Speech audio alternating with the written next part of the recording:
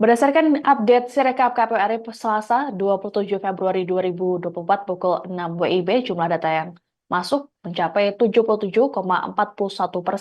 Setidaknya sudah ada 637.248 dari 823.236 TPS yang sudah selesai melakukan penghitungan suara.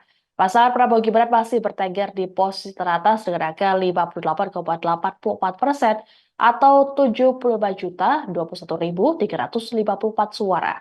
Kemudian di posisi kedua ada pasangan Anies Baswedan Muhaimin Iskandar atau Amin dengan angka 24,46% atau 31.184.867 suara.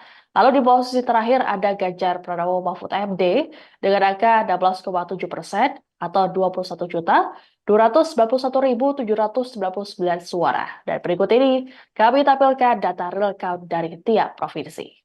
Yang pertama dari Provinsi Aceh, jumlah data yang sudah masuk mencapai 78,09%.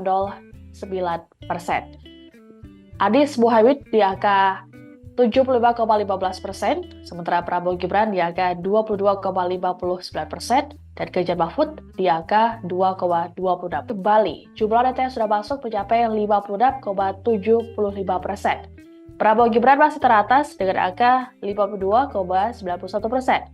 Di posisi kedua, menyusul Ganjar Mahfud dengan angka 43,86%. Sementara di posisi ketiga dengan selisih angka yang cukup jauh, Anies Muhaimin 3,23%. Berlanjut ke Banten, data yang sudah masuk mencapai 78,82%.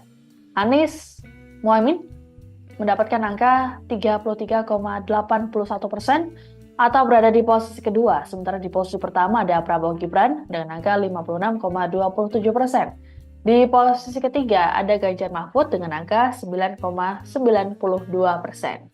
Ke Bengkulu, data yang sudah masuk sudah mencapai angka 94,11%.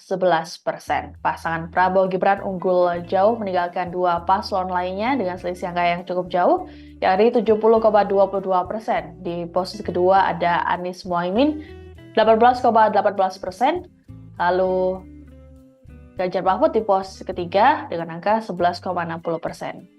Download Tribun X sekarang, menghadirkan lokal menjadi Indonesia.